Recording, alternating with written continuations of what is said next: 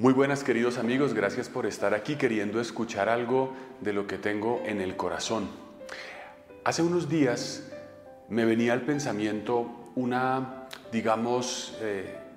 lectura del Evangelio, ¿verdad? Jesús habla a los discípulos y les hablaba de estar atentos para no mirar la mota en el ojo del hermano, sino fijarse en la viga que hay en el propio. Y luego decía, el discípulo no es como su maestro, pero llegará a ser como su maestro. Y esa idea me pareció preciosa. El discípulo llegará a ser como su maestro. Cristo es el maestro, nosotros somos los discípulos. Y en ese sentido nos da una esperanza, que realmente podremos transformar nuestra vida. ¿Cuántas veces pasan los años, pasa el tiempo y sentimos, yo sigo igual, yo no progreso en esto o en lo otro? O podemos pensar que la distancia que tenemos que hay entre Él y nosotros es tan grande que no hay manera más que de, imitarlo, contemplarlo, admirarlo, pero nunca ser como Él. Y nos está diciendo, el discípulo es como su maestro. Y entonces me viene la palabra discípulo. Alguien alguna vez me explicaba que la palabra discípulo y la palabra disciplina son dos palabras, que tienen el mismo sentido. Discere en latín es aprender. Y en ese sentido, el que tiene disciplina es el que aprende. Esto ya de entrada abre un panorama a la disciplina, porque podemos pensar que el que tiene disciplina es el que ya sabe. El que tiene disciplina es aquel que hace las cosas perfectas, que no se equivoca, que es constante, que guarda un horario, que nunca aplaza nada. Tenemos una idea de disciplina que puede ser un poco idealista. Pero si el que tiene disciplina es el que aprende, significa que también se equivoca, que no sabe. Justamente por eso puede aprender. Y esto le da un giro nuevo a la idea de la disciplina. Es verdad que quisiéramos ser perseverantes a la hora de leer un libro siempre a la misma hora, el mismo número de minutos, a la hora de emprender un nuevo negocio, a la hora de hacer, por ejemplo, dieta para bajar de peso o de hacer deporte.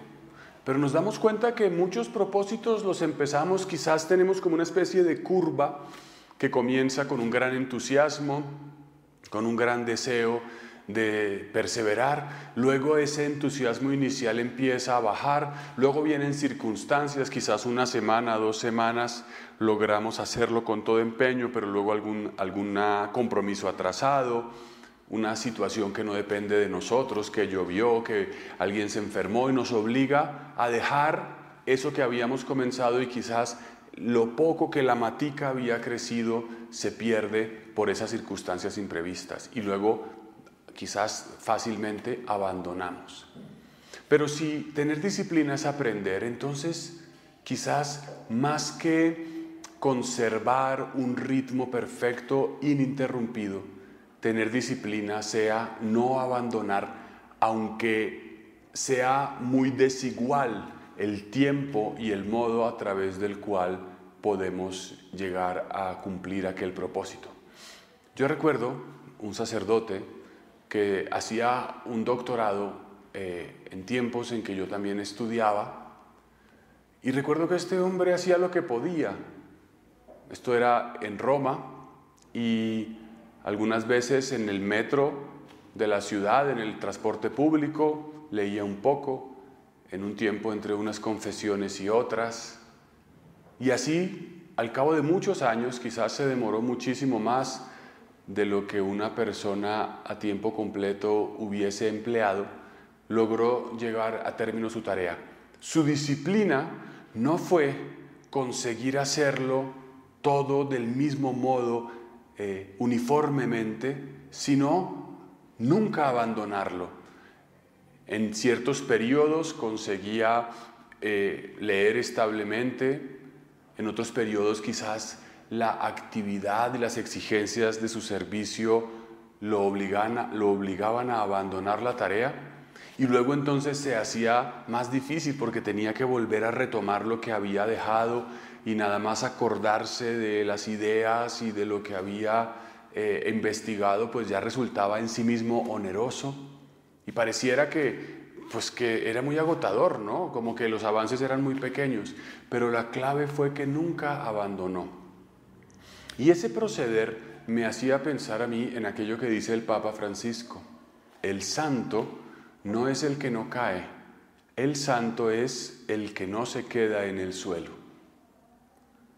El santo no es aquel que hace un proyecto en su cabeza, ideal, abstracto, y luego pretende, como sea, a fuerza de puños llevarlo a la práctica. El santo es el que se cae, pero no se queda en el suelo. O sea, el santo es aquel que persevera. Pudiéramos trasladar los términos. El disciplinado no es aquel que lo hace todo perfecto. El disciplinado es aquel que, aunque se caiga, que aunque un día abandone, que aunque tenga que enfrentar circunstancias que lo quieran alejar de su propósito, no deja botada la tarea. En ese sentido, entonces, el disciplinado, ya decíamos, no es realista. El disciplinado acepta su propia limitación. El disciplinado cuenta con la adversidad. El disciplinado sabe que unas veces lo podrá hacer mejor y otras peor, y es capaz de ser flexible. Si me propuse estudiar 1 hora, pero por la razón que sea solo logro estudiar media, no me decepciono y abandono, sino que acepto estudiar media. O sea, el disciplinado, el que aprende, es el que aprende de la realidad, el que se adapta a las circunstancias y no pretende ingenuamente imponer sus propias expectativas, de tal manera que cuando esas expectativas no se cumplan, termina claudicando. El disciplinado es aquel que más bien se adapta a las circunstancias, hace lo que puede y reconoce que no siempre las cosas se darán según sus expectativas. Por tanto, pensemos en esto, ¿no? ¿Cuántas cosas hemos dejado inconclusas? ¿Tienes un libro por ahí pendiente? ¿Un propósito, un viaje, un negocio, un emprendimiento, un relacionarte con alguien? Pues ánimo. Así lleves mucho tiempo sin haberlo retomado, 6 meses, 1 año o 2, aquella idea que tuviste hace mucho tiempo, es tiempo de retomarla. La disciplina no es que lo hayas hecho perfecto, es que no lo dejes tirado, que no lo dejes en la basura, que no pienses que no tiene posibilidades. Esto nos invita a una madurez más grande, una serenidad más grande, a no pretender hacer cosas como de video de YouTube, donde te muestran la transformación de una persona mágica, como si no tuviera nada más que hacer en la vida, como si no tuviera otras actividades. La disciplina de una persona que vive una vida común y corriente, que tiene responsabilidades, es la de aquel que hace lo que puede y no lo abandona.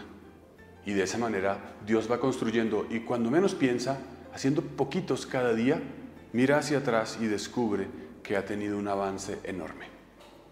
No es hacer muchas cosas maravillosamente, sino pequeñas cosas humanamente. Ojalá que el Señor nos conceda ser discípulos y ver quizás de esta manera un nuevo ángulo de la disciplina, quizás un poco sorprendente o quizás novedoso o quizás pues parte de lo que ya cada uno vive. Muchas gracias por acompañarme y que Dios los bendiga a todos en el nombre del Padre, del Hijo y del Espíritu Santo. Amén. Para quienes vivimos en las ciudades es natural transportarnos de un lugar a otro en medios públicos o privados de transporte, pero esta no es la realidad en muchos otros lugares del mundo, donde personas tienen que esperar días enteros para poder desplazarse de una población a otra, de una aldea a otra. Por eso, la Fundación Ayuda a la Iglesia que Sufre apoya a tantos misioneros, catequistas, sacerdotes y religiosas para que tengan medios de transporte y puedan desempeñar su labor pastoral llegando a las comunidades más apartadas. Apóyanos para que muchos puedan recibir la buena noticia del Evangelio a través de un medio de transporte. Dona.